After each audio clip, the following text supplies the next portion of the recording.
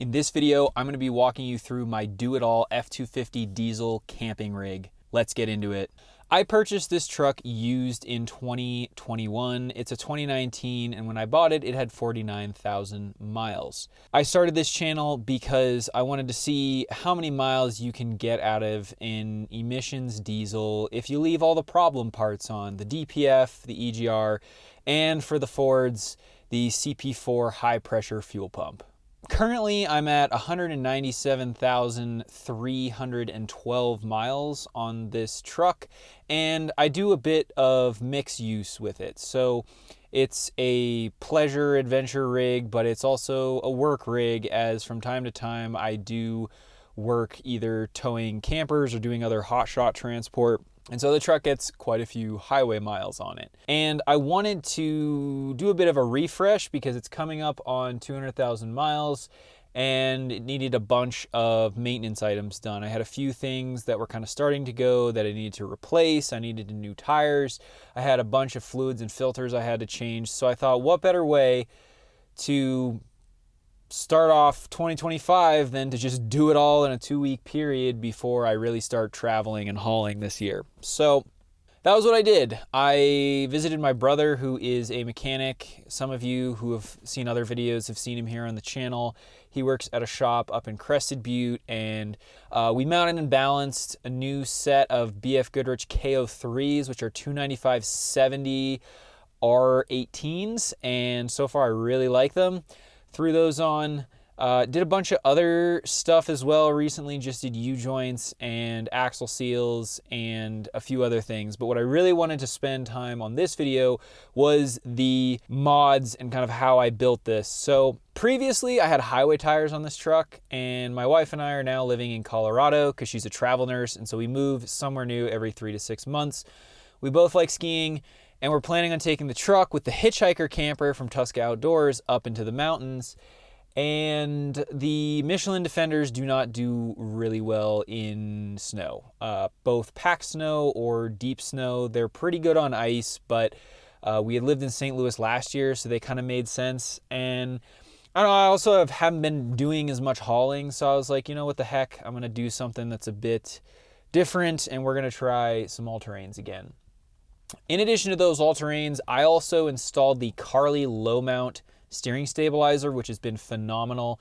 It's a 200 PSI nitrogen charged damper that clamps onto your tie rod, and it really does a great job damping those steering vibrations because you're getting the stabilizer much closer to the tires versus when you have it on the drag link. So yeah, I picked that up from CJC Off-Road, and it's been awesome. For my steering setup on this truck, I have the Apex Chassis steering kit, which is a bit of a pain to get aligned or to adjust your alignment, but once you're used to using their Ninja washers, the thing does not move. It's been rock solid, and I've had it on the truck for about 80,000 miles, so no complaints with the steering. The other thing I added that a lot of you notice is shocks. So I have a few videos coming out with AccuTune Off-Road.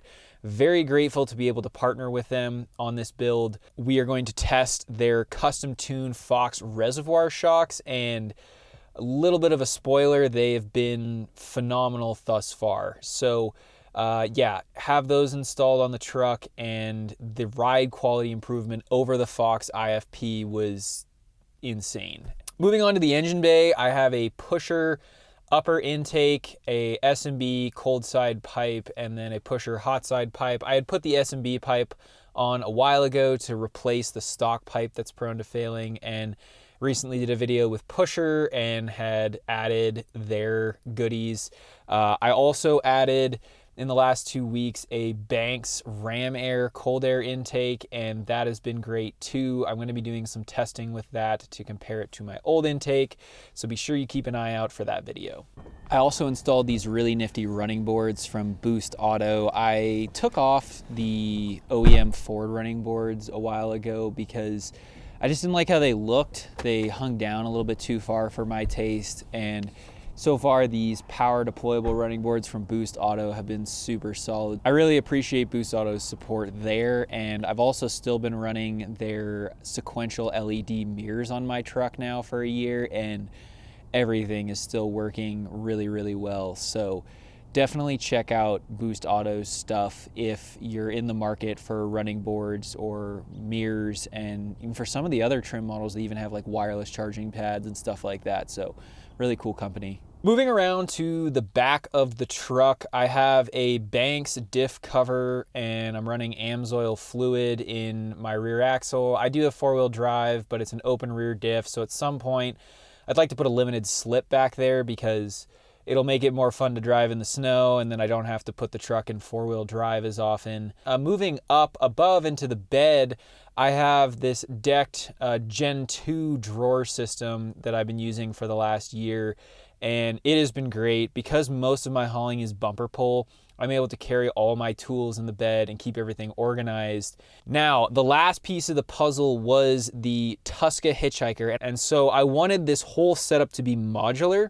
The thing that's awesome is Tusca has a bunch of accessory companies they partner with, and so I installed this solar system with the guys at Tusca that is 200-watt solar panels and a 2,500-watt power supply. The awesome thing about the power supply is that it has 12-volt plugs, USB plugs, lightning plugs, 12-volt plugs. It has all the power that you could need except for maybe for running an air conditioner or a space heater. And 2 panels is enough to charge it, and you don't need an inverter or batteries. It's all in one. It's one wire from both the panels wired together into the HitchHiker, into this box. And if I need to remove said box, I just unplug it, take it out, and the HitchHiker is empty. The cot you're seeing is by a company called Helibox, and it's basically a metal frame that's completely collapsible and adjustable with wood slats on top, and it makes it really easy because the wood slats have bungee cord between them, or like a stretchy fabric, and so you can actually remove it pretty quickly to access stuff under your bed. This was really important for me because I desperately needed storage. When I was sleeping on the floor, I was just wasting a ton of space, and so adding the Helibox was awesome. The last little piece of the puzzle is this Vever fridge I got off of Amazon for 120 bucks. And I've had it for 2 years now, and it's awesome. I can plug it in my truck while the truck is running. I also use ForeScan to make it so that I could run the fridge for up to 12 hours after the truck was turned off. It has an eco mode, it has a max mode. The truck has definitely moved more towards kind of the pleasure side of things, obviously, like with all-terrains and the reservoir shocks.